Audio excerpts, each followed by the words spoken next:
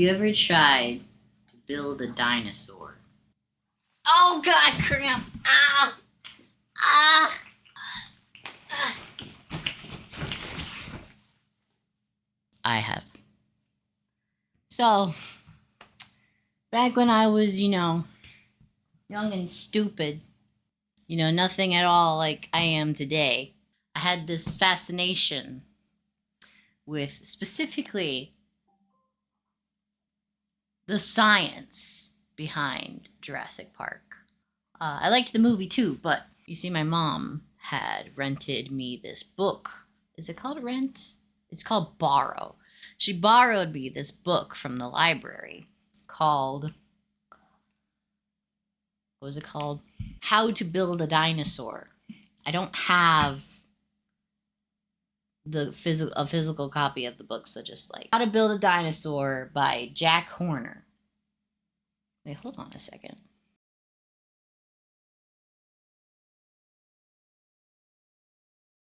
Okay, so the villain from the new Puss in Boots movie, he wrote this book. Why were you in there?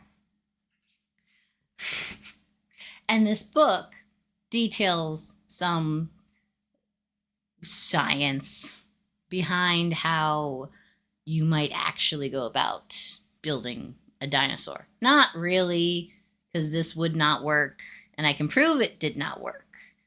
I can prove it would not work because I tried it.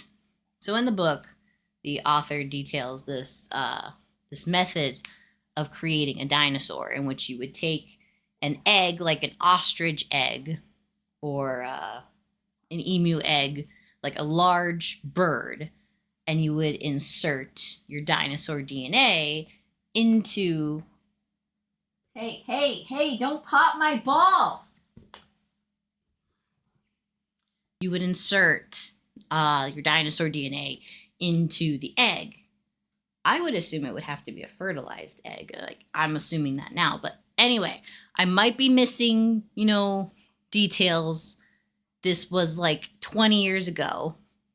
But basically, it detailed a method. You inject your dinosaur DNA into your into your emu egg, and you'll have yourself a dinosaur.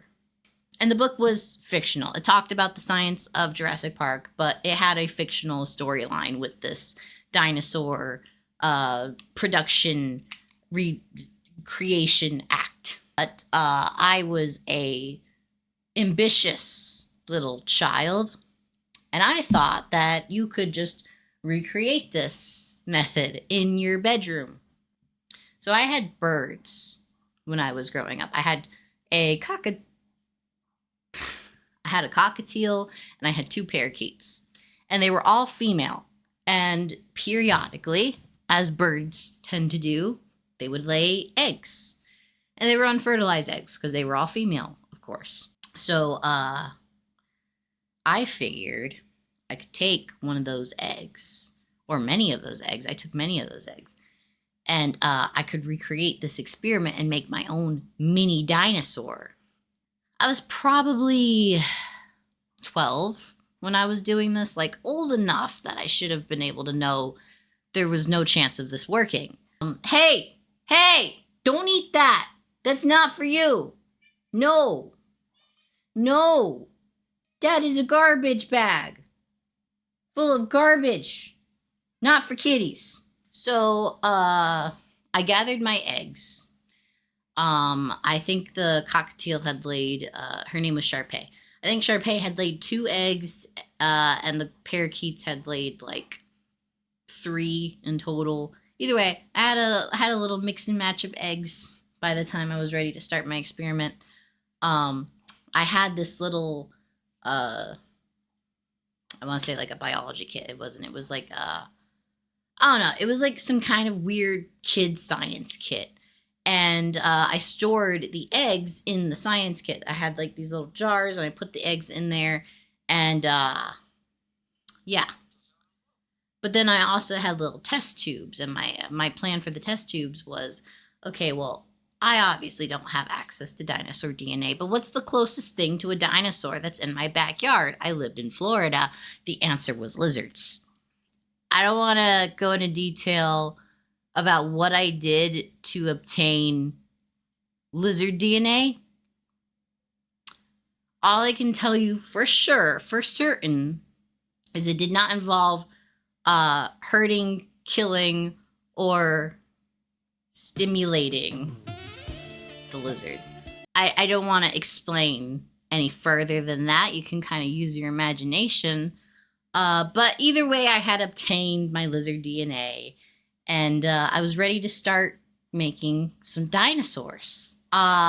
You might be asking how I was planning to incubate these eggs, and the answer was under my bed, like wrapped up in a sweater, stuffed under my bed.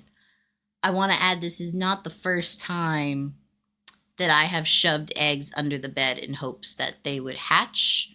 My parents had to pull many, many rotten eggs out from under their bed. I never put them under my bed before. I always put them under their bed. I don't know why. I just thought that it would be cool if, like, some chicks hatched. I didn't know what I was planning on doing with them after, if they did, but my parents were divorced at this point, so I had no risk of my father going under the bed and finding a ton of eggs. So I decided this would be the best method to use. Because, like, you know, of course the reason why they didn't hatch last time is because they were chicken eggs and they were previously in the fridge, so anything that was in there would have died. That was my thought process. Yes, there was a thought process behind at least some of this. So I sit there one night. It's the day of the first day of the experiment, because I repeated this many, many times until realizing, spoiler, it wasn't gonna fucking work. I took a little needle and I poked these perfect holes into the eggs, and I had a flashlight along with my, you know, dinosaur growing kit that I had amassed, and I would, you know, put it under the egg to see if there was any life inside. Spoiler, there wasn't. So I poked the hole into the egg, and then I took a little needle full of my lizard DNA and I shoved it into the hole to create a dinosaur, because that's how I thought it would work. I remember being so hopeful, thinking that this was genuinely going to work. And it's shocking to me now because, like, I can't imagine ever being in that mindset again, in which I thought I was going to create freaking bird lizard hybrid dinosaurs under my fucking bed. I was going to achieve something no scientist has ever managed to achieve in a top quality lab, with all the equipment that they could ever dream of and all the money and the funding, whatever. I was going to achieve what they could not achieve. And I fully believed that as I was injecting parakeet eggs with lizard DNA. It was just like a really magical time in my life. And of course, I repeated this experiment again and again and again. Each time leaving, the eggs under my bed to inevitably go bad because they weren't going to do anything. They were not going to turn into dinosaurs. I did not want to accept that. I kept this going for like at least a few months. And eventually, I came to the realization, this is not going to work. Not yet, at least. I thought maybe I needed to get my hands on an ostrich egg or something. But, it's that this was like probably my final year of innocence before I reached teenhood and I had to start thinking about like my future and garbage like that. Which at the time, because I was unfortunately a Jehovah's Witness back then too, my future meant door knocking and maybe going to Bethel and slaving away for free for a real estate corporation disguised as a loving cult. But anyways, yeah, that was the story about how I tried to make a dinosaur when I was 12. Hi. Can you see him? Hello, babies. Hello. Can you say goodbye?